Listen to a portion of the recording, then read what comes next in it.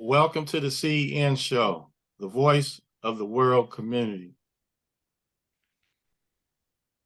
This evening, we have a nice show ahead of us, and I want to introduce the panel. I'm your host, Rasaki Maskani. I want to introduce Brother Mashinda. Brother Mashinda is brother out of Louisiana, and we grew up together in Compton, California. Extraordinary gentleman, scholar, activist, all of the above. That's good.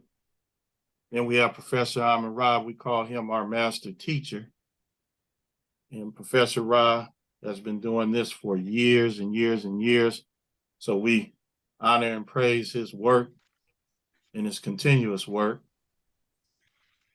This evening, we have a brother out of Oklahoma, Tulsa, Oklahoma. He's a buddy of Brother Hood, who brought us some good shows, and a person that we affiliate with on a consistent basis. We taught together a few years at a high school in Compton. So Brother Hood introduced us to Brother DX, which is our guest. And this brother has got a very good topic this evening. The topic is Astrotheology, the Bible codes. I thought that was very interesting when I heard it. His brother came on the show with Brother Hood before, and he was dropping some science on us. So we can't wait to hear his commentary. So Brother DX, welcome to the show. And also, can you tell us a little bit about yourself before we get started? Yes, thank you, Ross. Give thanks and praise to the Most High. We are indeed honored and to be here today. I am originally from Tulsa, Oklahoma. I live in Atlanta now. One of the descendants of the Black Wall Street. My grandfather was a survivor, and I kind of came across just being curious about history, being curious about religion, of course. I started out as a Rasta. I'm still Ras in my heart. I wear my kufi from time to time when people see me in the streets. You know what I'm saying? That's my 5% energy, along with my Islam energy that I also study. And I came across. Um, I'm also a musician. People know me as being a DJ, being a drummer. I've been vegan for almost 30 years now. So like I started it with the Ross, eating my food, ital. They said no blood, no eyeballs. So that's what got me on my journey in just being holistic. I do have a holistic practice. My holistic practice right now, I'm working with like CBD, what I'm saying, things for pain. And I do several other herbs. I'm a student of Dr. Sabi, Dr. Goss, and Dr. Ando. Um, so I have a little bit of just information about a lot of different things. And I seen us moving into a new age of time, and I kind of recognize the ages. When they spoke about the ages, it got me curious. I'm one of those I was the little boy in elementary that I went to an all-white school. I was one of two students at this school, Christopher Columbus Elementary in Tulsa, Oklahoma. And one day I was in school, and my grandmother, she always took us to Sunday school. I had to be dragged along to Sunday school every single week, sitting in the church.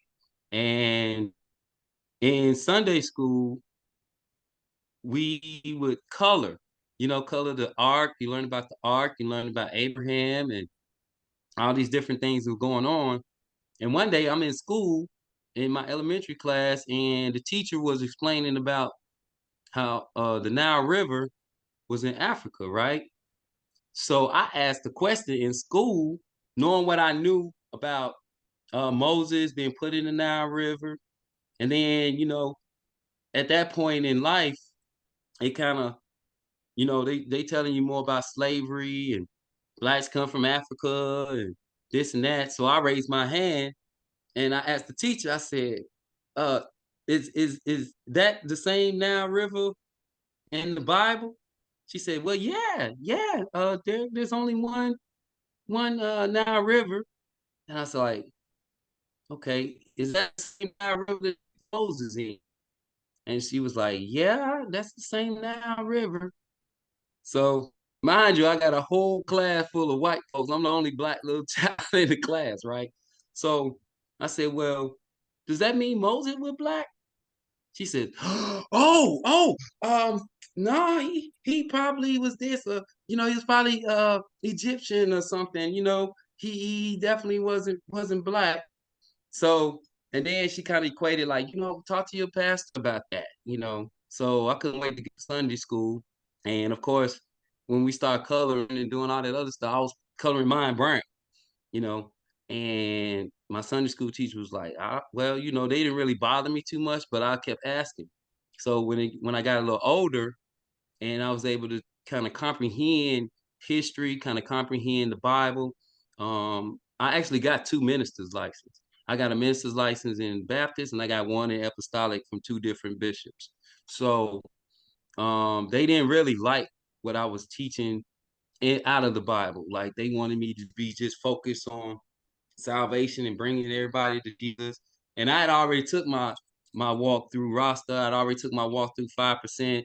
I'd already took my walk, studying Hinduism and Buddhism. So it was like what I was bringing forth out of the Bible, it kind of connected it all together. Like all the religions was basically the same. They just had a different entity that that people responded to. So like the Buddhists, they have a guy that looks somewhat Chinese, even though when you look up Buddha and you find out that the Buddha was black. So I was like, wow, that's interesting. Then when you look at Shiva and Vishnu, with all that was going on with the Hindus, they paint this guy blue, but the stories, in fact, is about a black man. So, because you had Siddhartha and some other stuff that was going on. I said, well, that's interesting. And then, of course, with Islam, you follow Muhammad. So I said, well, it's got to be something to this because it seems like everybody has a deity that looks like them but us.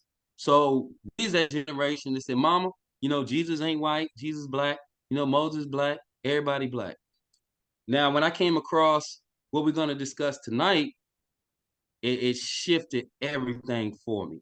So um, I'm going to start the presentation off um, with the Bible, so to speak, because the Bible codes, along with the astrotheology, basically connects everything in the Bible to some astrological event or the occurrence of how our solar system moves through these processions. So each procession is equated with 2,160 years for us as a universe. That means the sun, the moon, everything that it compile in within our solar system. It takes 2,160 years for us to go through one zodiac. So when it started talking about the ages, and you notice like in the Bible, it kept presenting like these men of renown. So I was breaking it down. So I'm beginning to break this down now. Let me share a screen here real quick, and I'm gonna do my best to correlate this here. So we're gonna start off in Genesis, and this is a text. Can y'all see that? There you go. All right. So this text is actually from Dr. York's Holy Tablets, which I had Holy Tablets. I got quite a few books: the Emerald Tablets, um, the Quran, of course, the Bible, the Egyptian Book of the Dead, Coming Forth by Day. All these different like teachings that gave us something, a little hint of what the truth really is. So I didn't get stuck in the Bible, but when I started studying and doing my ministry, I came across a lot of these things and I had to put it together for myself because nobody's really out there that I could find that was really coming with everything what I'm about to present today. So a lot of this is my own studies, my own research, and just kind of putting it and piecing it together from other doctrines and other information. Okay. All right. So let's set the record straight. The mysteries in Genesis is a story of genealogy of Isis. So when I got that part, and when I start looking back at ISIS, I'm going to explain in a little while how ISIS ties into all of this. And I'll get to that in a moment. So, in the first 7 chapters of Genesis, we're taken to the Emu Elish and the Gilgamesh epics. The the rest is copied from Egyptian mysteries. So this is the context of the Bible, and I'm gonna show you like where they got a lot of this information from and what it actually means. So these are some of the codes, along with the astrotheology, which I'm going to explain. I'm gonna skip down to the second paragraph. It says, "So as you can see, the pale race was originally from another planet. They are star people. They do not belong here, but their ancestors from the stars want to take over this planet." All right. The Bible, like I was explaining, each procession lasts 2,160 years. So the Bible actually begins in the procession of Gemini. So why do I say Gemini? If you go back, and we'll take a look at that real quick, in Genesis, in the creation of when God made everything, there was always a Gemini representing the twins and twos, the yin and the yang, the up and the down, the left and the right. So prior to that, you would have the before Gemini, and I'm gonna take you back a little bit, you would have the era of the crab, which is Cancer. Okay, so in Egyptology, the crab will be represented by the dung beetle, the beetle, and then before that, you would have Leo. So Leo will be represented by the Sphinx. So during that era of the Sphinx, you had a certain culture, a certain way of life, certain consciousness that existed on the planet where people were able to do certain things. As it progressed, and these other entities became knowledgeable and got a little information. We're talking, 700 BC, before Christ, BCE, all the way up until the Constantine situation, which happened in 3 AD, 300 AD. So the the change in consciousness when we went into Gemini, it took the consciousness of the planet into a polarized situation so that the earthlings had to recognize that we have a dark side and we have a light side. We have to recognize the sun, we got to recognize the moon. You got to recognize the good, you got to recognize the bad. Then you had the instance of the serpent. So the serpent talking to Eve, meaning that they had a conversation. And it explains that this was a beast also created by the Most High. So that in that creation of this beast, of this entity, explains them coming to our dimension, to our plane, to basically wreak havoc. Moving forward in the Bible, you will have symbolism of this duality of thought, this duality of things, the polarization, dealing with your hermetic principles. That would be your polarity, the things that are up and down, as so above as below.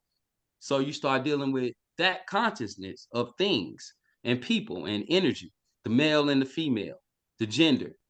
All right, recognizing your gender, recognizing that, oh my God, I'm naked. Oh, this might not be good because somebody is going to be lusting after me and I might not be presented in the correct way.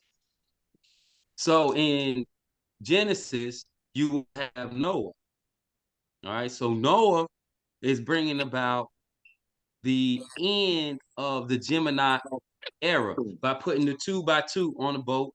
You have the system of Cain and Abel. So all these stories are based on other stories, which I'm going to explain how the brothers is always involved. There's always two brothers fighting over something. You know what I'm saying? A good brother and a bad brother. And I think that energy still exists within our family dichotomy. that, it's always a good brother that goes get the job and becomes a lawyer. And then you had the other brother that's dope head and he ain't doing nothing. He just hanging out and sleeping on mama couch. And I think that dynamic still resonates today. All right. So moving forward in the procession, I'm gonna share something else here with y'all real quick. If I could pull this off. Uh,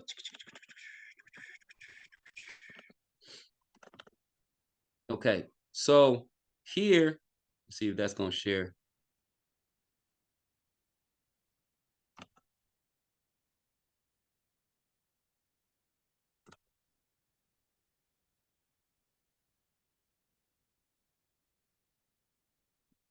Is that sharing?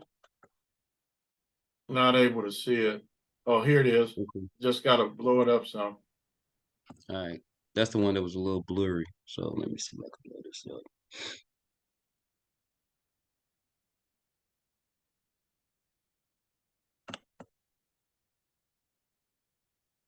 Oops, wait a minute.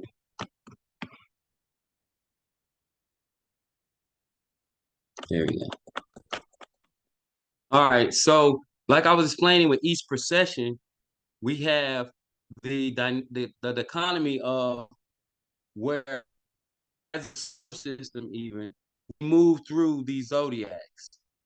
This is a diagram of the movement of the sun during the year, like the year cycles that we have. And each cycle is permeated in a religion. For example, I want to use this one because this explains if you look like the north, south, east, west, those signs that's the cross because it would make a cross if you make the line going down and made the connection as a plus, so to speak, in the middle. Okay, don't mind the degrees and none of that. That's another lesson I was doing. So on this, you can see where the sun dips down and as it moves clockwise around the clock. So everything was dealing with in the system of time. It deals with this circle, the clock wheel of destiny, the clock wheel of time, the clock. You know what I mean? It's always a circle. The zodiac's in the circle. Everything is like circular in that level. The sun moves in a procession where when you get to where it says west on this side will be the rising sun. So this would be considered on the zodiac scale, this would be considered the springtime because the sun now is moving up past the equator, moving from its southern position all the way up to the to the top position, which would be north, which would be your summertime. When the sun is at its highest peak, and then it begins to descend again. When it gets on to the east side, then you have fall. So this is the fall of the sun. Each one of these sessions during the spring equinox in the west and the winter solstice in the east, the west represents in Christianity, it would be the Easter, which Ishtar is another deity from another religion where they get Ishtar from. Ishtar was based on deity where they believe she came down with a golden egg and people would go and look for this golden egg. It also represents fertility because on the zodiac chart, Aries is the first zodiac. So that's the actual new year, the beginning of the cycle of the sun. So when it starts coming up, it goes around. When it come back down, this will be your fall. So this will be like autumn on this side. That's why we call it fall, because it's the fall of the sun. When it gets down to the south end, that's December. So December on the calendar would be represented as your Christmas. Or in certain cases, when the sun rests, you can follow the dichotomy on that if you choose. It rests at that sun pole for 3 days. It rests 3 days every year from the 21st through the 24th. And then on the third day, it starts to move westward again and start moving north. So the sun resting on that cross, in the cross is the constellation in that particular zone is called the crux, which is can be converted as the cross. So this is the sun dying on your cross here. Then the sun rises again, and then the sun dies. So the death of the son, which we equate to, the birth and resurrection of Christ. So that in that sense, they's talking about the son. Now, when you move forward from in biblically, we're gonna have the Taurus. So let me pull up this other one here real quick. And y'all kind of excuse me, I'm kind of moving through this kind of swift. Um, so like the Taurus is the next constellation in our clock wheel of destiny. So the Taurus is going to be represented by none other than Moses. Moses, in the story of Moses, they had the golden calf. All right. When people couldn't comprehend the lesson of the Most High, and you didn't have an internal contract, because we had an internal contract, a covenant that we had with the Most High. For those who could not follow the covenant and did not have an internal contract, you had to put it on paper. Just like we do now, you had to put everything on paper, sign here for your house, sign here for your car, sign here for this, sign here, that, sign. It's always a contract. But just like with what we're doing now, we have an internal contract. He said, hey, brother, you gonna be on at 9? I was like, yeah, I'll be on at 9. You gonna show up at the grocery store? You gonna meet me at the gas station? We have these internal contracts where we say, okay, we agree to agree. If you don't have an internal contract and you don't somewhat trust the person, or you feel like it's something nefarious going on, you're gonna have an external contract. You'll say, here, sign right here and make that agreement. So in the era of Taurus, that's when the contracts came out with the 10 Commandments. The 10 Commandments are based on the 42 principles of Ma'at, which also come from ancient Isis. All right. The 10 Commandments are 42 principles.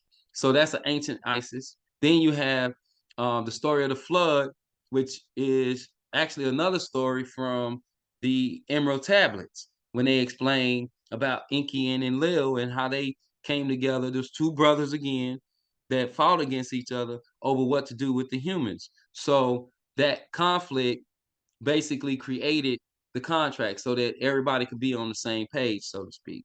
You move forward, after that, you have an Aries energy. The Aries energy is the Aries of the sacrificing. That's Abraham. Abraham was about to sacrifice his son, but he had a ram in the bush. So the ram, of course, represents Aries. So in the era of Aries, for 2,160 years, they went through the Baphomet God energy where everybody was sacrificing things. Unfortunately, some are still caught up in the Aries energy and still are in that particular age of thinking and doing and manifesting and doing things. They feel like they have to sacrifice something in order to gain something else, or they sacrificing something because of their guilt or their sin, or they're trying to accomplish something. So it was a era of bloodshed.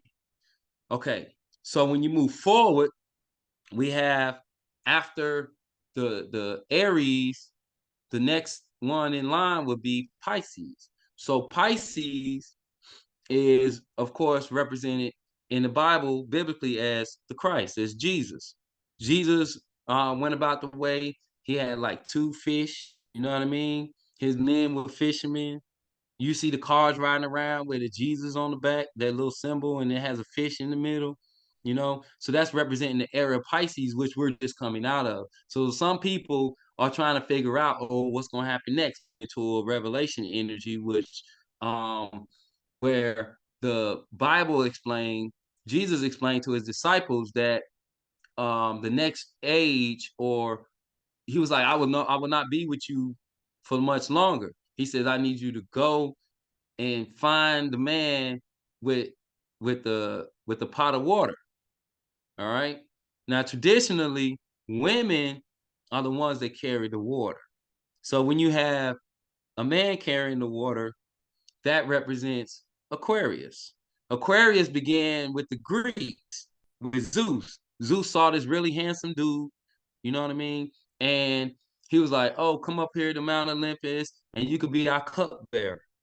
All right. And that's what started that particular constellation. And so when they put it in the Bible in a certain context, you have like I say, these different men of renown that represented certain energies in our time frame and what we're representing, what we're doing in the consciousness of the people on the planet and our relationship to the universe and to the Most High. So let me break this down for y'all as well.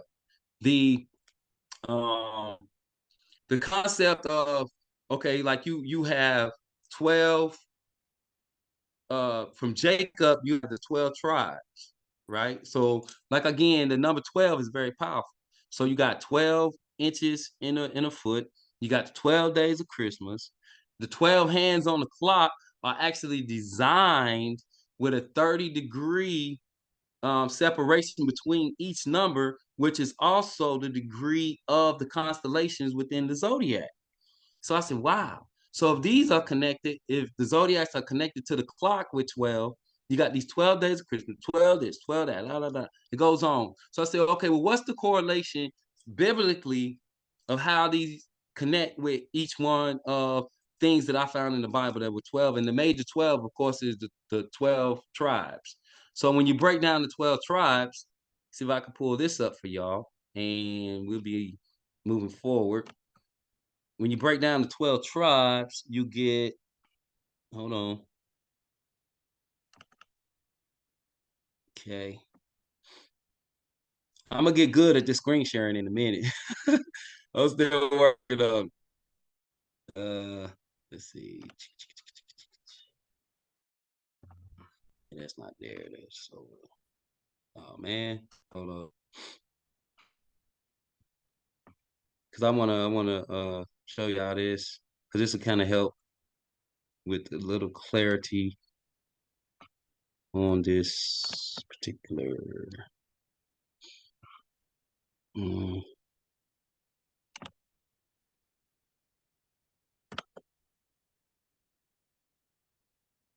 All right, so I had a breakdown. If you go to Genesis 6, Genesis 46 actually breaks down the context of each of the 12 members of the tribe.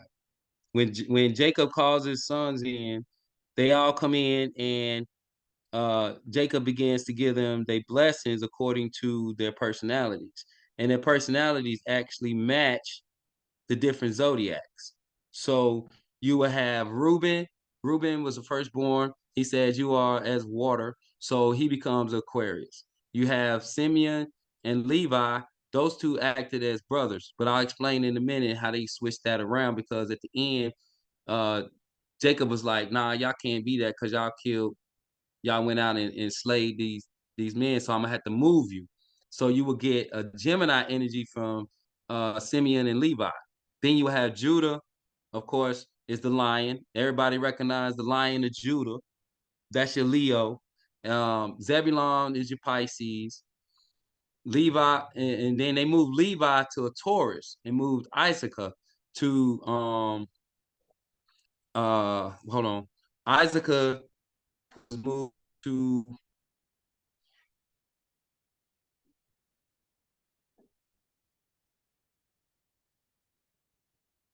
hold on. Okay, so Zebulon. Okay, you got the Lion of Judah.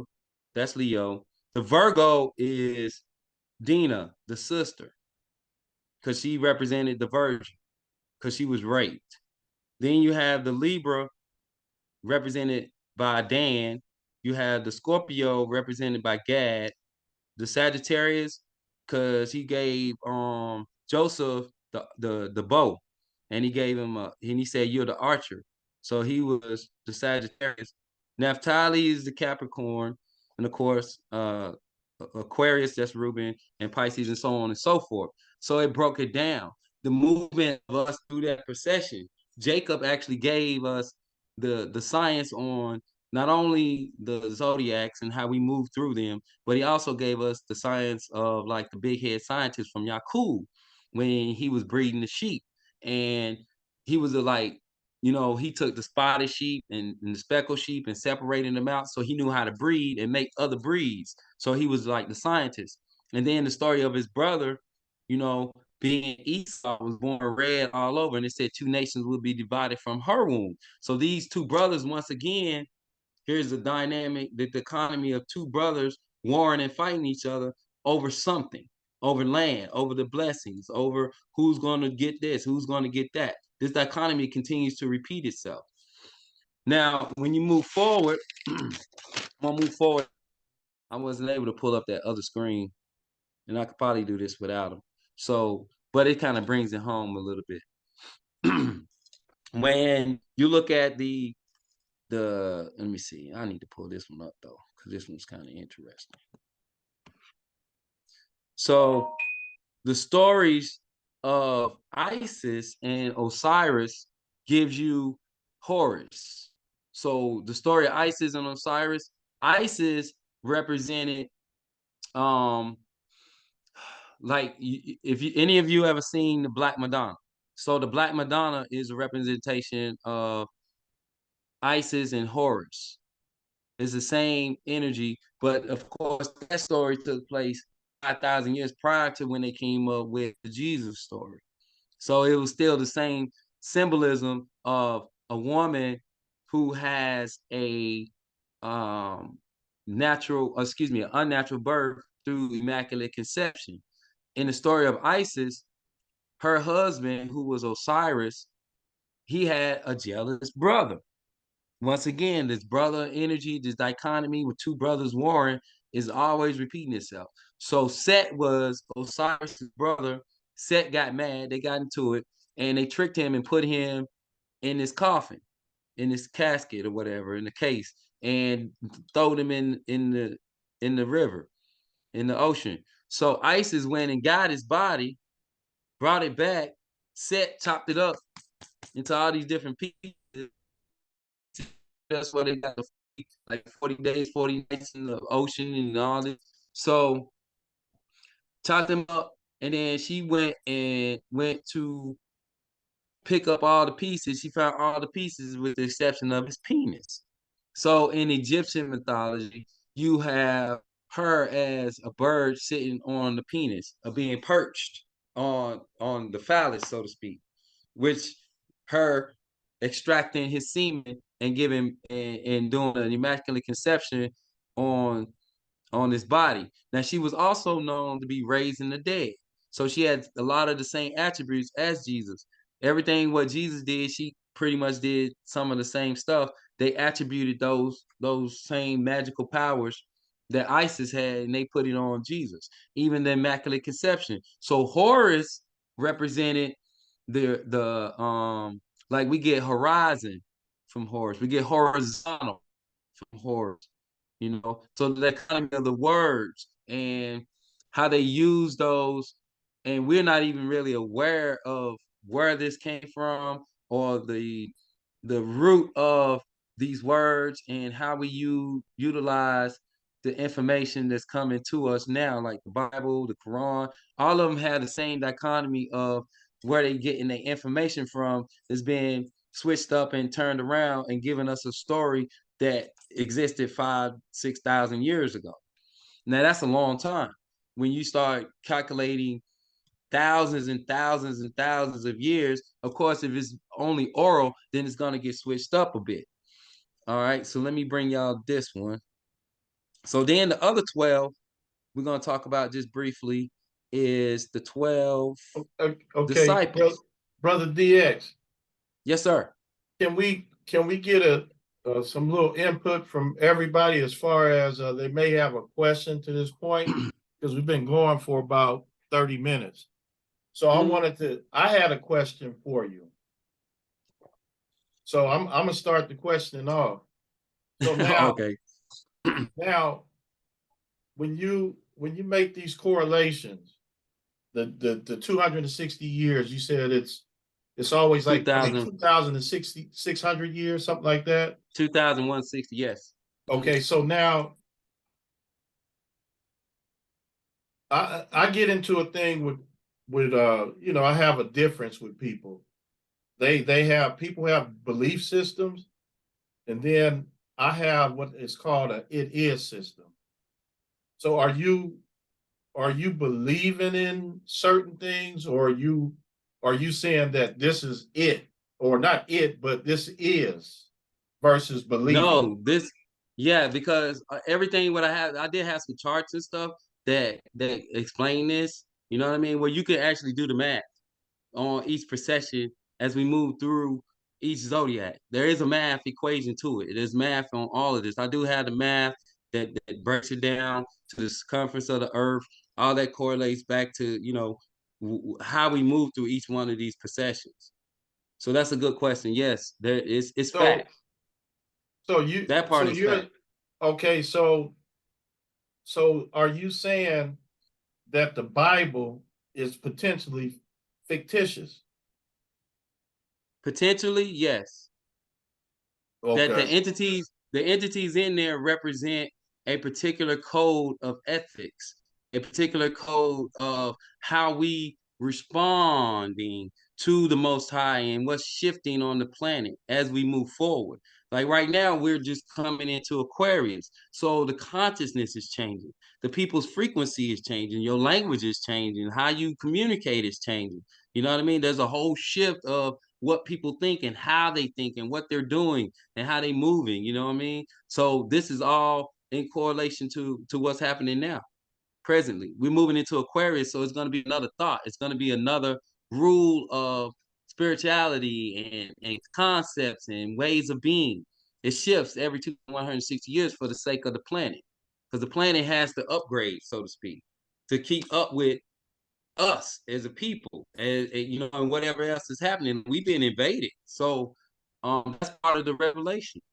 Part of the Mm. revelation is when you read the revelations, you will see the letters to the churches representing in sevens, seven candles. You have the seven churches, all right, and they equate these to seven angels.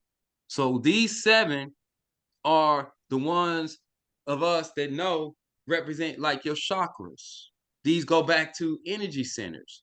Your Christ energy being the crown chakra, your lower energy, your kundalini, your negative energy is going to be your sacral. Like, if you know where your kundalini is, you know where your crown is. These seven chakras were supposed to be protected. But according to Revelations, this is where the higher power and the higher energies that are supposed to protect us have failed, because we're not supposed to went through struggling, the slavery, the mishap, and everything else that's happened on this planet.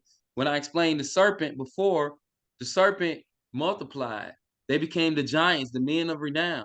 There was a dark side to human existence. So that dark side began to rule.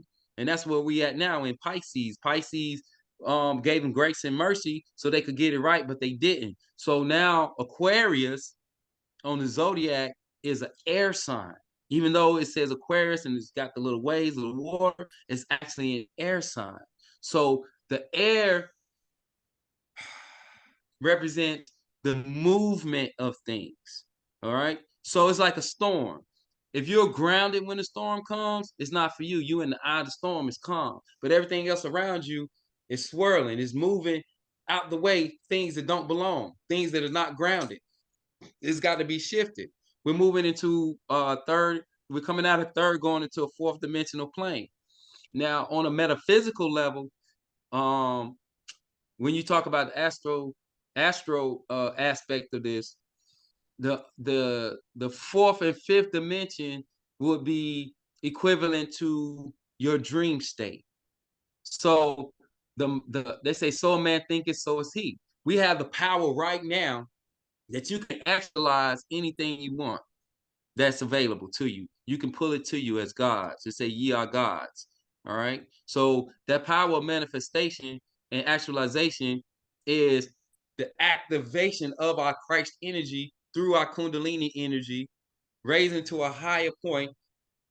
One of the things that where that's relevant when you could see it is the medical caduceus with the two snakes intertwined. They had the medical caduceus where you had the snakes intertwined coming up to the crown chakra, up all the way to your elevated Christ self. So, and that represents your cerebral fluid. If for men, when you ejaculate, the cerebral fluid flows from down your spine and shoots out of you. That's what creates life. Same thing with a woman. When she has her organ, she can feel it. You feel her shaking her legs, doing all this because her cerebral fluid, her cerebral fluid is flowing through her body.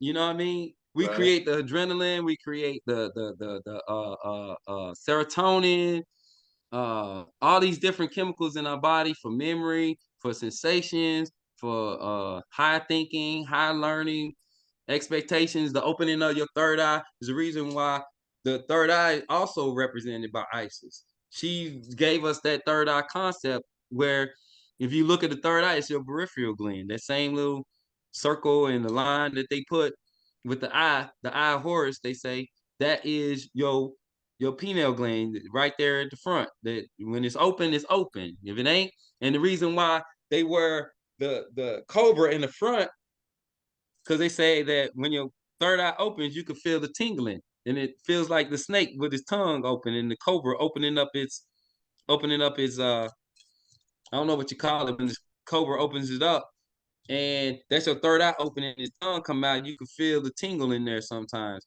and so they wore the crown. Same thing with the caduceus. They saying basically they put the snakes on there to show you what it represents and how you elevate to that level. So we're moving into a fourth and fifth dimensional plane. That is thought. That is the air, the airwaves. We put out frequencies in the air. The the powers that be are looking to control the air, right? Because you have airwaves, you got Wi-Fi, you got Bluetooth, you have now you got 5G, all the different things that control the air, not realize even the telephone. Telephone comes from what? Telepathy. All right. The television, tele-lie and the vision. When we used to be able to project ourselves anywhere on the planet through astral travel. You can go anywhere and visit people and hang out with them on certain planes of existence, just like you do when you dream. It's the same thing. These are just different realms of existence that we have access to that we're not utilizing to its full potential. But now that we're moving into Aquarius, we'll be able to utilize these gifts and these strengths just like we were Superman. All right, brother. Let's get Professor You Rock. got any more questions? Oh yeah, let's get. I want to include the crowd. So Professor Rock, Let's do that. questions, uh, comments. You got to unmute, Professor Rock. Help me out. I appreciate what you said, if I understand correctly. And brother, I want to thank you for your deep research and analysis of what you research and your interpretation of what you research and you putting it down and trying to educate people to how you see spirituality and its connection to astrology. And that's a deep effort, brother. You know, it's I'm still working at it. well, I understand, and so you have Thank to you. believe in both astrology and spirituality from the standpoint of the Christian, Judeo-Christian faith, which most of the world do not, and and they don't practice.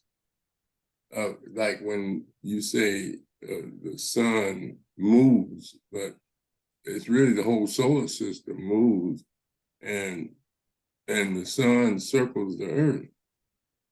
I mean, the earth circles the sun. I think you had it right the first time. Who knows? But go ahead. Earth circles the sun. What I say.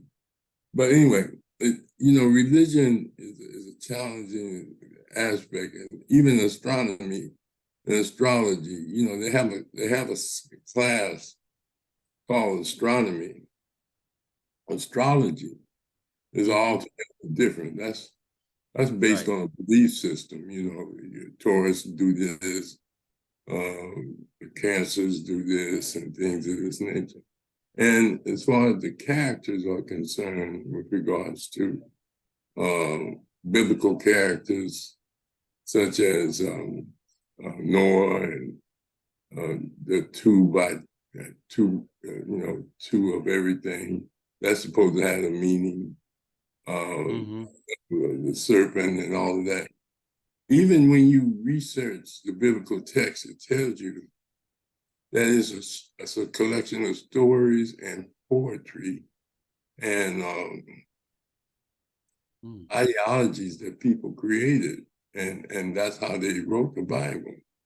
And that's what the word Bible means, a book. And Holy Bible means that it's a spiritual book and things of this nature. But most of it is just a collection of stories. Now, my question to you is, where do you have a confirmation of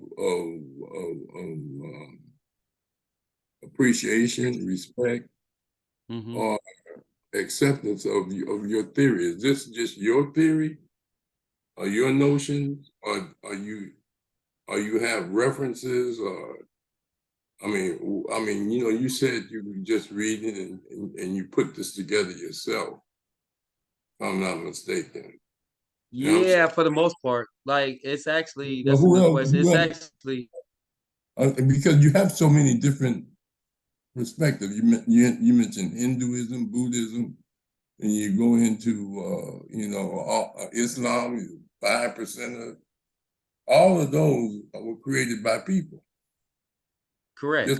Just like your notion of astrotheology. That's a new term. I mean, I have not heard any people in those individual spiritual realms that you mentioned relate to astrology as a part of their spirituality. But you're connecting astrology to all of them. Yes. Okay. Yeah. Let me elaborate. All right. So when I don't know where I came across certain information, you know what I mean? But I do have tons of books I've been reading for years. And like I said, when I started a ministry, because I was gonna be a Baptist preacher, and it didn't correlate with what I really felt in my heart, the truth. You see? So, okay, like one of the things that kind of got me going, okay, like the Muslims, they go to Juma on Friday. So 12 noon. Friday, can you hear me? Okay, so Yeah, I said Friday, 12 noon, that's when they do June. Yeah. right? They do Juma on Friday. So Friday is represented by Venus. If you know Spanish, that would be Vernes, which is Venus. That's a star. That's a planet. That's a constellation of energy in the sky. So even the crescent moon and the star represents the Venus, and some will say it's Saturn in another way. But when you move to Saturn, that would be your Jews. And in Judaism, they had the star David. They worship on the Saturday, the Sabbath. The Saturday. You know what I mean? That's Saturn's day. So that's also represented in the zodiac. Then you got Sunday, S-U-N, Sun, which Christians go to church on the Sunday, the S-U-N, Sunday. Then you have the temples that open for a lot of the Hindus and some of the others. They open on Monday, which is the moon day. They even call it lunes in Spanish. That'll be lunes. So Tuesday would be martes. Martes, that's Mars. Wednesday is Miércoles, that's Mercury. I'm following you on that, but So what relevance does that have? okay, because what I'm drawing a correlation to is the strategic aspect of all these different religions are based on like zodiac and celestial bodies. Even the teachings themselves are based on celestial and astrological bodies in the stars. You see what I mean? Yeah, All but of them. what's the So relevance? that's what took me there. Like it all related. It all related back to something that was esoteric or something that was dealing with astrology, with a particular constellation, a star, or a story behind how the star got there, or the story behind how the constellation became what the constellation is. There's stories behind it. So those stories are the stories that they put in the religions and the Bible and different places. And if you don't notice or know the zodiac or that particular constellation of what it represents, you wouldn't really have a clue. You see what I mean? But when I start seeing the relationship, it was like, wait a minute, this is the same thing as this, and this is the same story as this. Oh, so this constellation mean this mean, and that's why they put that there, and you know what I mean. So I just start putting the dots together and putting it like a puzzle. You know what I mean? I still got some more puzzles to put. When I broke down I got a picture here with the Last Supper. The Last Supper from Da Vinci is broken down into the 12 zodiacs again, where you have the 3 and 3 and 3 and 3, which is the seasons. Matthew, Mark, Luke, and John is, winter, spring, summer, and fall. They all break down. If you read into it, you can see where they explain what this is and what it represents. But if you only read in certain sections, then you already have a programming thought behind what it means, then it's not as easy to open up. If you go to theology school, they teach you a certain way. If you go to the imams, you sit down with them, they teach you a certain way. I went and took my own time, my own energy, my own research, my own books. And one thing is like a rabbit hole. You start going down that rabbit hole and it just keep going and going and going until we get to where we are now. Okay. All right. I'll let some others ask a question. Yeah, let me go through the we have 3 other people. Brother Mashinda. You there? Yeah, I'm here. Right, Brother Mashinda. Question, comment? Yes. No questions, no comments at this time. All right. Brother Hembrick? Yeah. Hey, appreciate you, bro, DX. Thank you. I didn't hear your bio and how you got to where you were. I know that you just mentioned that you started as a Baptist minister. So are you affiliated with any religious groups now, where to have you doing the study that you're doing now, or spirituality? No. Because this is as an individual yourself. No, this is I'm an individual. Like, I'm not part of any religious organization or nothing like that at this moment. But like I say, I've been, like, if you miss my background, I'm originally from Tulsa, Oklahoma. You know what I mean? I went to University of Oklahoma. I reside in Atlanta right now, and I actually started my journey as a Rasta. And I'm still Rasta. I still believe in Haile Selassie on that level, because when he was crowned Emperor of Ethiopia in 1930, they actually gave the crown back to the people after all these invasions and all this conquering and all this other stuff they was doing over the course of years with Mussolini and all these different folks. They actually gave it back to the original people. Like, here, it's y'all deserve this. Get here, take your land back. And that's kind of like where I'm at right now. Like, we need our land back, on so many different levels, not, like the planet itself. And then my history, when I was studying with the rosters, and, I had locks down my back, smoking my herb, bumble clock this, bumble clock that. And, we would sit, read the Bible, get some understanding, we would build. And then I moved from that into like 5% Nation. So I studied Clarence 13X, looked at all that economy with the 1 to 20 lessons. I actually had the book at one time. And that gave me the energy of being God, of being God-like, being in the image of God, being the drop of water in the ocean, the same chemistry, the same balance of things, just a little bit smaller. So when I recognized that, it kind of changed everything for me. Because I was kind of feeling a little Hebrew Israelitism there for a moment. That's why I asked the question that I asked, because I kind of tuned in late. But anyway, appreciating what you're studying. I'm kind of studying there myself right now with the African spirituality, and I'm aware of the constellations and that everything comes from there. And I'm studying the Mentor right now and the Duat and all of Okay. that. So I kind of hear where you're coming from. It's kind of new to me too for the last year or so. I guess I've been studying in that area, and I'm reading a few works now by Massey, Egypt Light of the World, and Ooh, also yeah. Spirituality Before Religion by Before Khomeini. religion. Yeah, Mm-hmm. and so that's what That's a I'm. good book. So I kind of hear where you're coming from, and I'm trying to connect it all myself. And so I feel where you're coming from, but I know that the Netaru is it. It's all, mythological works, that you're talking about. And so I'm trying to tie that in with the Netaru nature to see where it's taking me to get to these astrological places you're talking about with the chakra. I do a lot of sun gazing and all of that. So Mm. I feel where you are.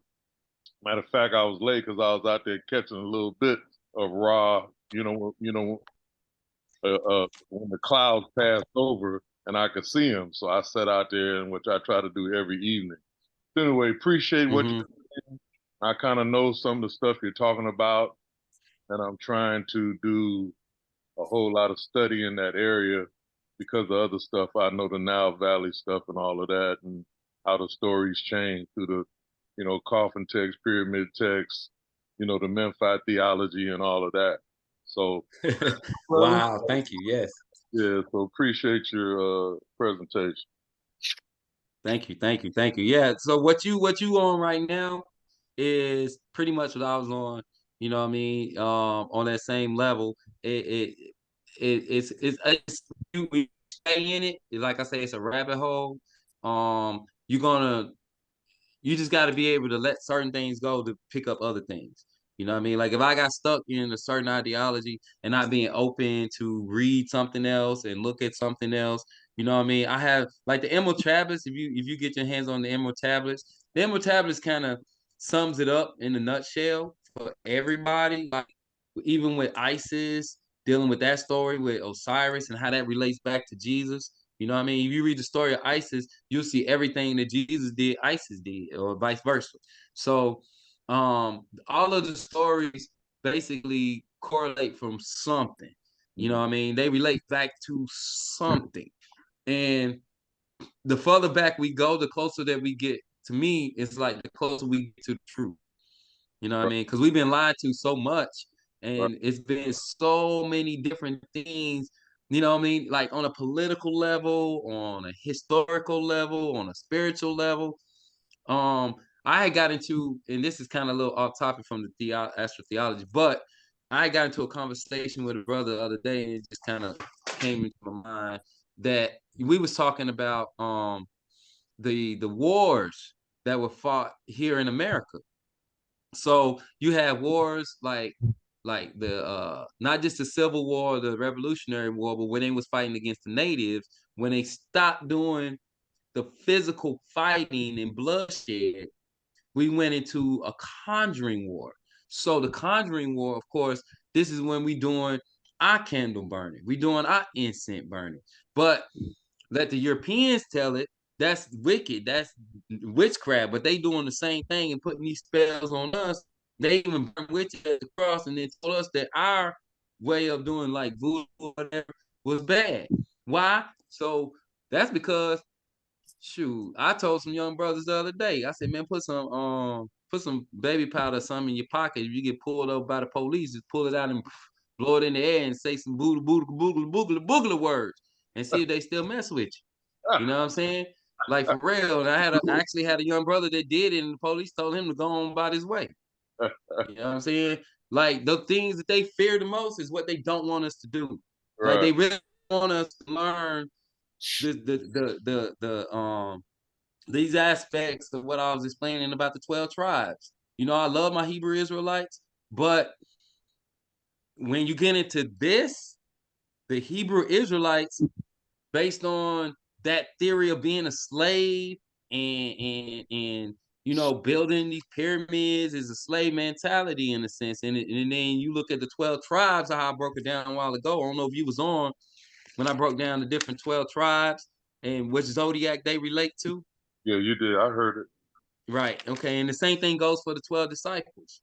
You know, if you look at the Last Supper, and you can go from left to right, and you'll see each season. They even break it down in seasons. All the disciples are in quandaries of threes. So Excuse you have me. the summer, you have spring, you have summer. The sun is in the middle, which is represented by Jesus.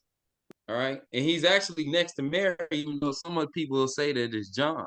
But Mary, if you look at the M on the Virgo, is an M. It's shaped like an M. The symbolism is an M. So I was like, okay, so that's why they made Mary Mary, because she was a virgin, the Virgo. You see? So it all come back. And Right. she's right next to the sun. So the M also represents the Mercury energy, because Can I she's right next to the sun. ask you this question? Yes, sir. I've been reading in this book of spirituality before religions about the Amenta and the Dimwat. And Right.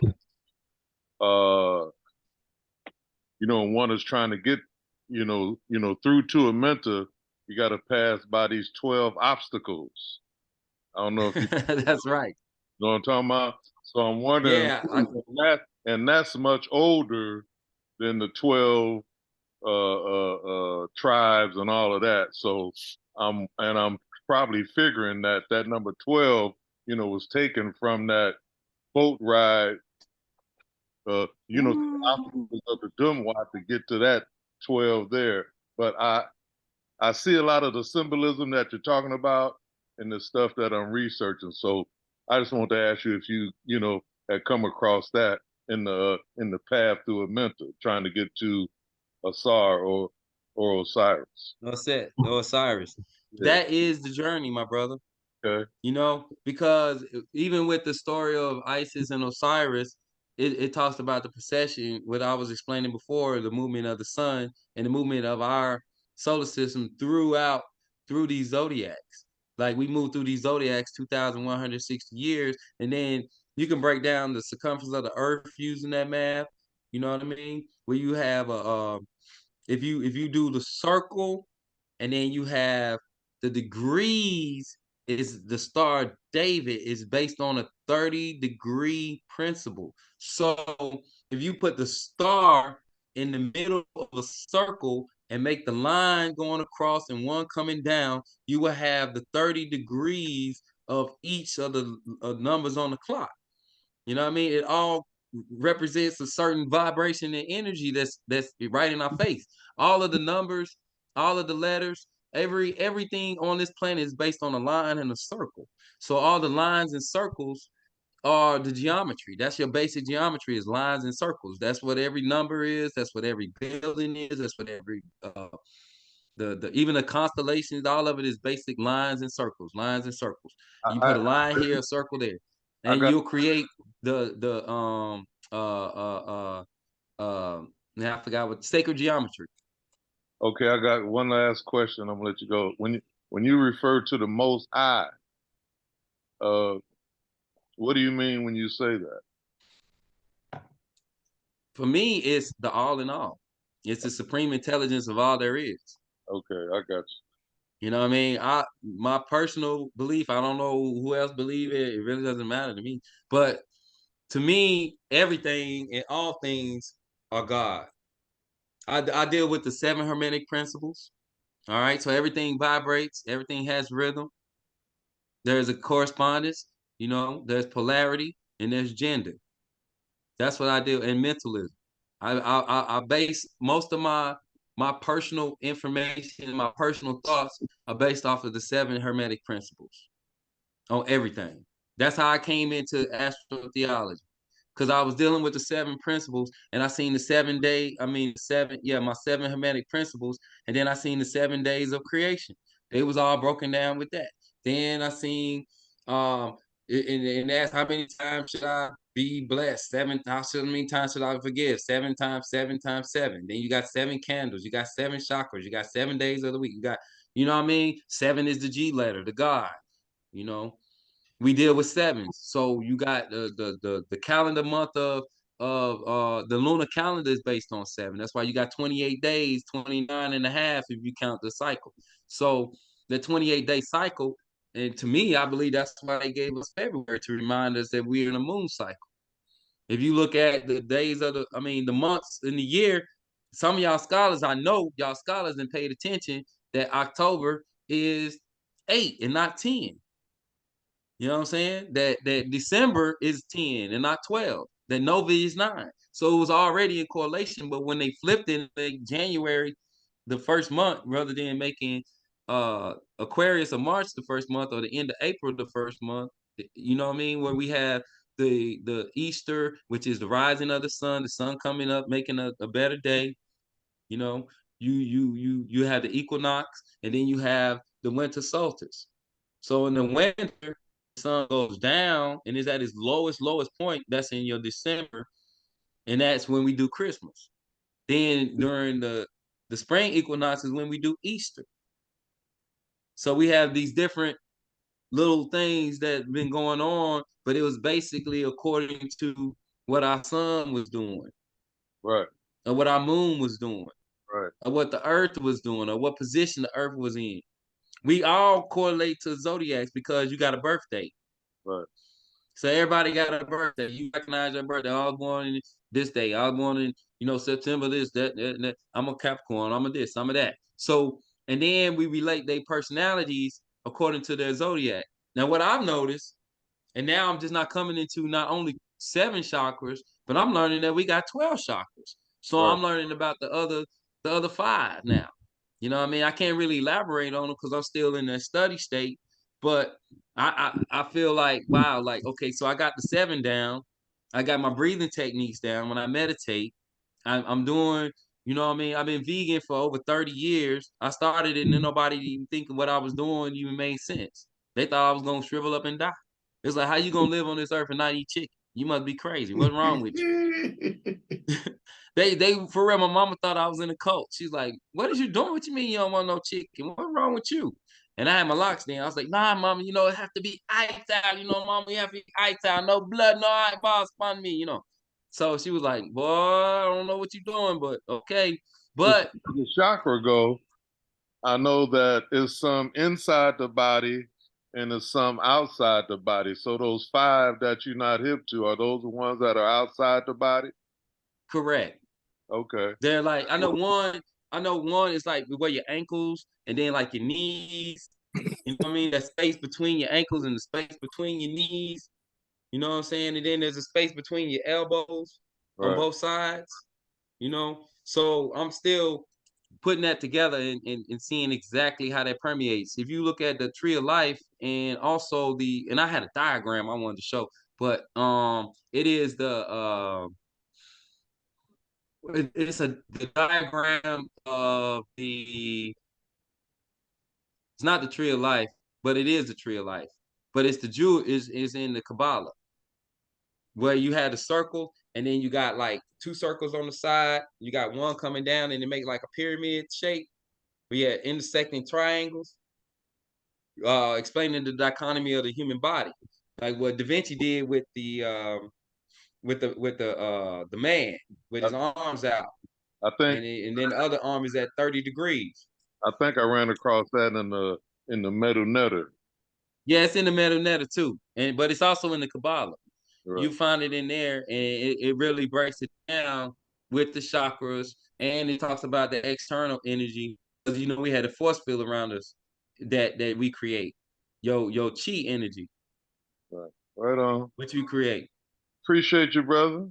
Hey, Man, I so appreciate y'all too. we got one more brother on here. Brother Uweze. Yeah. Brother Uweze. Peace, family. Can y'all hear me? Yes, we Yes, sir. can. Mute. Thank you. Oh, y'all can hear me? Oh, okay. Yeah, peace, y'all. How y'all doing tonight? All Right. is well. That's all right. Wow. Let's see, where where can I begin? Because and you said a whole lot. I know we Uh, went in for a minute, about an hour. Good. yeah, I was like just jotting down a couple points here and just trying to get where you're coming from. One, I would like to know if is there a particular book that you would recommend us checking out that best represents where you're coming from? Because you said you read a whole bunch of books and stuff that kind of led you to where you are right now. But if you could like choose one or two or three books that you could Mm-hmm. refer us to kind of like give us some insight on as to what best represents your point of view, that would be great. All right, cool. All right, just for the record, for the most part, this is like a puzzle. So like it was a combination of different things. All right, because I did have the background of the Bible which most people are familiar with, but that actually took me to other places. So I'm definitely going to recommend the Metu Netter, the Meduna Okay. Torah, dealing with the sacred Egyptian energy, because most of the Hmm. signs and symbols out of that book, you will notice that they use them in everything that we work with. Everything from Starbucks to Target to doggone, even the Pope got a fish hat on. You know what Okay. I'm saying? The Pope got a fish hat representing Pisces, the era that we're in right now. That's why he ruled the world. You put on a fish hat, you might be ruling too. But now we're going into Aquarius, so we got to find the next uniform. The other book that I would definitely recommend is the Emerald Tablets.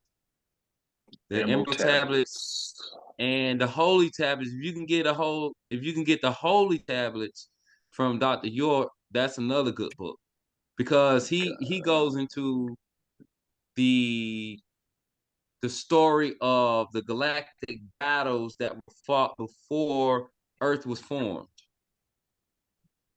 And some of that gives you an insight on these other beings and how they invaded the planet. It reverts back to when I was talking before in Genesis, where they had the serpent, Eve talking to this serpent. So the serpents represent the reptilians. Those are the reptilians. Like, it's so prevalent. And then they breed it with the humans and giants. And it said the sons of God came out of heaven, whatever. So where they come from? They wasn't womb born. They came from somewhere else, intergalactic or interdimensional. Either way, they wasn't originally here, and that changed the it changed the social construct of this planet. It turned it into a polarized planet, so that you have a negative, a positive, up, down. In order for you to create energy in any form, you have to put the negative and positive together, like a Okay. battery. If you just plug up one end, you won't have nothing. And the Okay. same thing Next. with us as humans. Uh-huh. Okay. And Like, you got to have my a female to plug into to create a child or to create the energy that you want in your household. You better plug in. If you ain't plugging in, you got a so problem. my other question was regarding the you said the Last Supper represented like days of the year. Now, are you basing that based on a picture by like say Michelangelo or somebody like that, Yeah, the Da Vinci picture. or are you basing it on what you were reading in the Bible itself? Both. I Because do have certain In the scriptures. Bible it in the Bible it don't give like no order of how they would sit down and stuff. It say like John was sitting close to Jesus, but you don't know where Peter was sitting or Well, James or see, But we right. do have like these European pictures, that we look at. So are you basing your philosophy based on like some of the European pictures or on the actual text? Okay, good question. I'm actually doing both. I Okay. use the picture and the text to figure out who was who is Aquarius, who is Pisces, who is the Virgo. And then when you put it together and you look at the actual, like what Da Vinci did, because yeah, these are Europeans. They all were on the same page doing the same thing with the same agenda, which the agenda was to permeate their energy and their thought and their way of being and their way of life on us. You know what I mean? So even though, you know, we can relate, because these are all stories and parables to help us deal with our own persons, our own personality, our characters of people. You know what I mean? Like I was talking about, like the dichotomy of the brothers, always arguing, fighting, killing each other, doing this with brothers. You know what I mean? So I do my best to make sure I try to have a good relationship with my brother, but I know we bump heads and I know why. You know what I'm saying? So I explained to him, like, you want to be Cain today, or you want to be Abel? You want to be Enki, or you want to be Enlil? You want to be Jacob, or you want to be Esau? Which one you want to be today? You know what I'm saying? And we laugh and joke, and it kind of, you know what I'm saying, lighten up the thing. So it is a combination of both. Like I can direct you, like when I broke down and I figured out the 12 tribes. The 12 tribes is in Genesis 46, and he did them all together. That was easy. The disciples, on the other hand, they're kind of like spread out a little bit throughout the four gospels. So you kind of gotta read into certain things that they did or did not do. Peter carrying his sword, the warrior. You know what I mean? Who's going for the water? Who's the virgin? You know? Which one of them is, you know what I'm saying? Like the different characters of even how the zodiacs are built in the characters of man. Because we all have a dark side and a light side. We all can be stubborn at times, like a Taurus. We all can be sexually active, like a Scorpio. We all could be super intellectual, like the Capricorn. You know what I mean? These characters of man. We Okay. all the zodiacs. We all those 12 characters. But according to like when you was born, and this is my personal thought, according to when you was born, that helps you resonate with what your purpose is. Like your purpose, you in this energy at this time with these parents, with this cousin, this nephew, this car, this. You know what I mean? Like what is around you that you can attract while you was born at that moment at this time? What are you Okay. attracting? What is your purpose? And I don't mean to cut you off. I'm just rushing No, go because, you ahead. know, everybody got to go and stuff. But like, in terms of like, say, the balance between the historicity that you see in, like, say, in the Book of Revelation. You mentioned the Book of Revelation and the seven churches and Mm-hmm. stuff. Like, if you can go to Turkey today and see the seven churches. So, like, how do you balance, um, like, archaeology that, you know, like, you know, that kind of like, I guess, squares itself with the biblical text, and how that fits into your point of view? You know, Right. So like, when I see, for example, you know, like they say mm-hmm. Jesus was born in Bethlehem. Well, you can go to Bethlehem, you know, or his ministry was in Nazareth and in Galilee. Well, these are places that you can go to. Or John the Baptist was, you know, baptizing at the Jordan River. You know, the Jordan River is a real place. You know, these is real things Jordan River that is they, you know. So, uh, okay. I got your answer right here, you brother. you you understand what I'm saying? I totally get it. This is where I'm at with that. So for me personally, like I look at history from the perspective of what can be proven. Like we know there's a River Jordan, but outside of this particular text, or like say like the Bible or the Quran, and they say this event happened and that event happened, you know what I mean? There's usually more than one account of a particular story in different times. Like you might have different accounts of Jesus, but every account is in the same book. So where is Jesus outside of that? Where's Herodotus writing about him? Where's Plato writing about him? Where's Socrates writing about this particular person that this happened or that happened? Or you like if you look at tablets and some of these other books that I was explaining, you'll see the same story with different characters. So like if this story happened 5,000 years ago, and you're gonna tell me it happened during this man's time, we got a problem. And I don't see nobody else writing about it. Like Herodotus ain't writing about them. This person ain't say nothing. They was all around in the same era. but you don't get the real story till 300 years later with the Council of Nicaea. So you have some issues. The Quran written in 700, the Holy Bible written in 1611, the version that we read. So you got 1,000 years, 1,600 years for a one story. You know what I'm saying? Like you can't.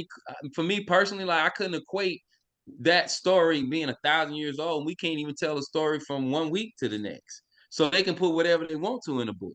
And the fact that you can't find it nowhere else, like you can find the Byzantine Empire and that story and who slaughtered in the Ottoman Empire or the Spartans and what they did at certain times.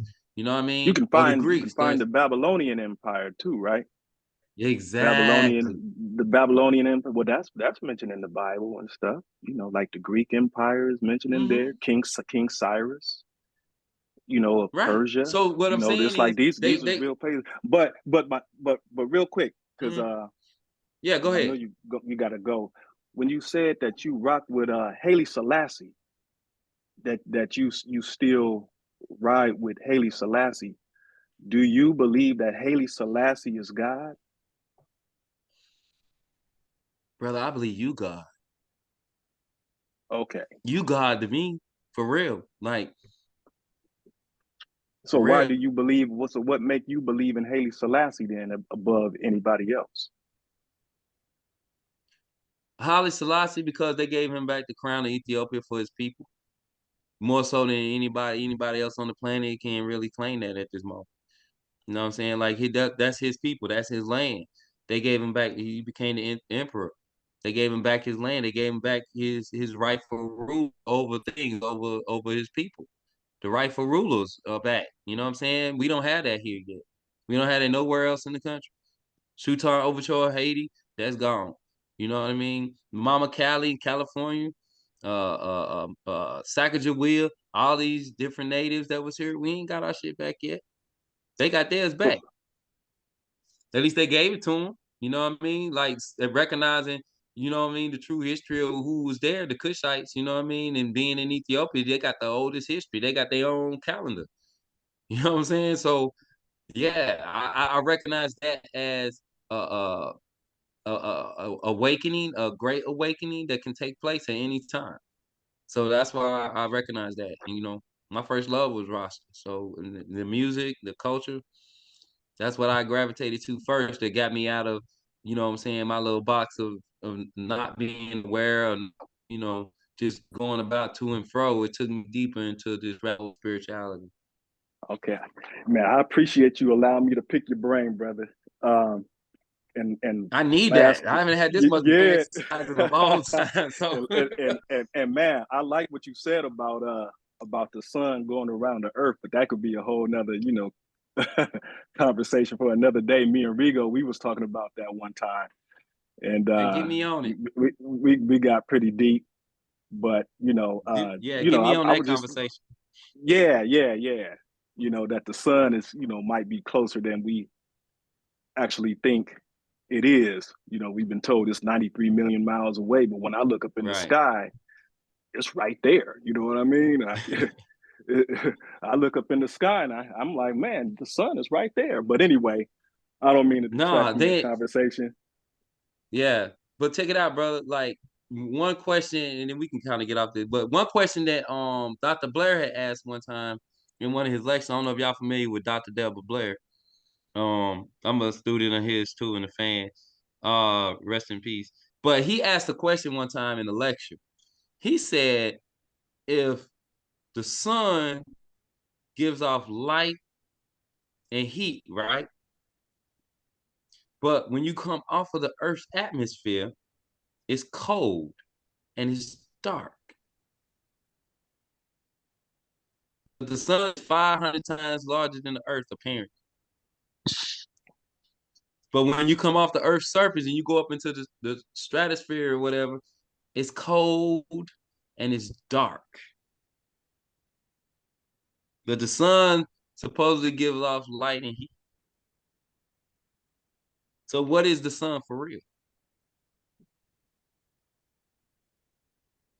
Something to think about. Anybody? Anybody? Hey, Life.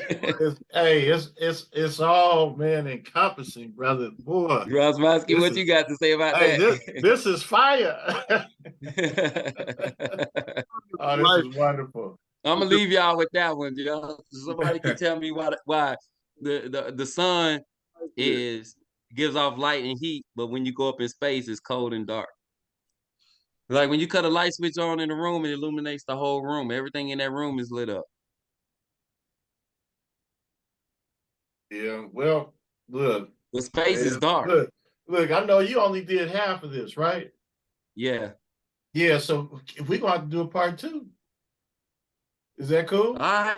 Yeah, I'm cool with that. Hey, well, so we gonna have to schedule that, man. We gotta keep this going, man, because this you took us to Now some y'all got me places going here though. and there, and like, woo.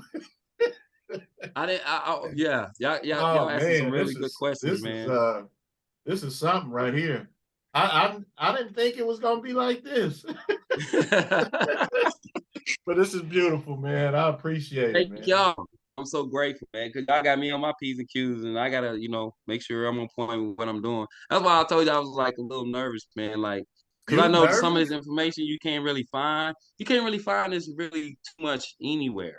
Because like I said, like next time I would like to show some of the charts and some of the other stuff. I gotta get good with the screen sharing, and then it'll give y'all a different perspective where you can actually see some of the things of what I'm explaining and how this moves and what this does, and there's some math behind a lot of this. So it's gonna all come together. Math is powerful, man. Yeah, it's all math, man. I got a Math is math equation powerful. right now that's really killing the game. I'm still putting it together, but it's really based on 144,000. So, and the 144,000 relates back to the circumference of the planet Earth. It relates back to the anatomy of the human man. You know what I mean, with your 5 fingers and all that, and your joints and everything. So, there's a science behind it. Like the 144,000 breaks down into like a tetrahedron, you know what I mean? Which is the blood molecule. It's deep. But I Oh get into that man, next time. And it all serious, and serious science, brother Joe. and the Jehovah Witnesses believe that only 144,000 is going to heaven. They ain't got nothing to do with it. I'm sorry, but it's okay. They can believe whatever they like, but there's a math behind that 144. All Yeah. right. So, Professor Rob, Yes. we gonna get Carl Douglas. No, but we do have Damon on April 10th. Carl hasn't called me and confirmed yet. I'll try to reach him again tomorrow. April 10th. April 10th. That's a good day. April 10th, yes. That's a Thanks. good day. They're doing a good job, man. These brothers, they buying property. See, it's one thing to talk black, and talk solutions. It's another thing to develop a strategy and implement solutions. And they are buying property, creating low-income houses for black people, and trying to keep Lamert Park going. And he's going to get into all of that. Okay, good. So that's on the 10th. They're still trying to buy. They got messed over trying to buy the Crenshaw Mall. Politicians came in and gave it to another company when their bid was better. He'll explain all that. That's beautiful. So that's in a couple of weeks. So next So week, I got a quick question for and Raw. Yeah. I heard you mention the Crenshaw Mall. When I was in LA, that mall was owned by Oren Z. I know he moved, but he didn't sell it to one of us? No, I don't think he owned it. I don't know how that happened. But if you come in on April 8th, Okay. is that the 8th? That's the 10th, right? On the 10th. April 10th. April 10th. He's going to tell you the whole story about the whole thing about how they bid for it, and how they was going to get it, and how they were fighting to get it. And when they didn't get it, they took the money that they had raised and started buying other property around Crenshaw, trying to keep it black. Right. Yeah. So he'll explain all that. Yeah, I love to hear that because I was good friends with Orange Z. Mhm. Well, Okay. they used to have Malik, and then they had the jewelry store in the Crenshaw Mall. Right. And I don't, they left. But when the mall had closed down, Orange Z had got in. He put the Black Facts Wax Museum in there and the radio station at the bottom. Yeah, but I don't think he owned the mall. But It we'll was, find out. man, Uh-huh. right. That plaza right there on Slauson, right there. No, I'm talking I about the mean, on big. Crenshaw, there's a plaza right there with the mall. The mall was on the corner right there at Crenshaw. He had that whole thing. Because he told me the story about how he slept outside in the parking lot for some years. And We're gonna find out. yeah, that'd be good. I want to hear this. I like to Okay. hear that. I'm definitely gonna chime in. April 10th, everybody. Yeah. So next week we're gonna do a forum then, right, Ron? Yeah. Okay, good. No. So Next week well, I'll let you know tomorrow by tomorrow. okay, so we might have somebody then. Yeah. Okay, good. So next Wednesday, we got Damian McCalman coming back. This will be his third time back. He came on the last time with his mom, which was a good show. So the topic is character or color. How do we want to be judged? So this brother has a minister background. We just found out a few weeks ago. He didn't tell us, but he has a minister background. So we're gonna have a nice conversation about his topic. So brother DX, man, this was man, something for me. I don't know about for everybody else, but you might have seen me. I was down here making some faces and stuff. I was just like, wow, was giggling and laughing. And I mean, it was a good time, man. And I can't wait for you to Thank you come back guys. on, man. And I appreciate you doing this, man. Really do. You're awesome, man. You'll always have my support on everything, bro. So, I appreciate y'all having the platform and doing what y'all do. Y'all some very intelligent brothers, and I just thank y'all for allowing me to share it today. Thank you. Appreciate you, brother. So tomorrow we got a special edition show. We got the brother coming on. I'm a little tired here, but we got Mr. Bobby.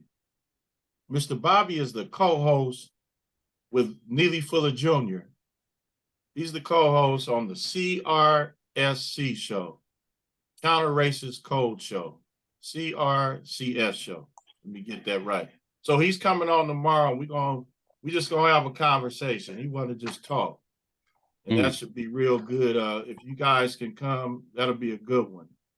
Also very interesting brother, and sitting with Neely Fuller for all of these years, Wow. co-hosting. Man, just Neely Fuller is just straight code, counter racist code. So, Okay. all right, fellas, we're gonna take our pause, but we're gonna say each one teach one. In Conscious Corner, everybody remain having a great evening. And brother, stay on for a second, brother DX. Okay.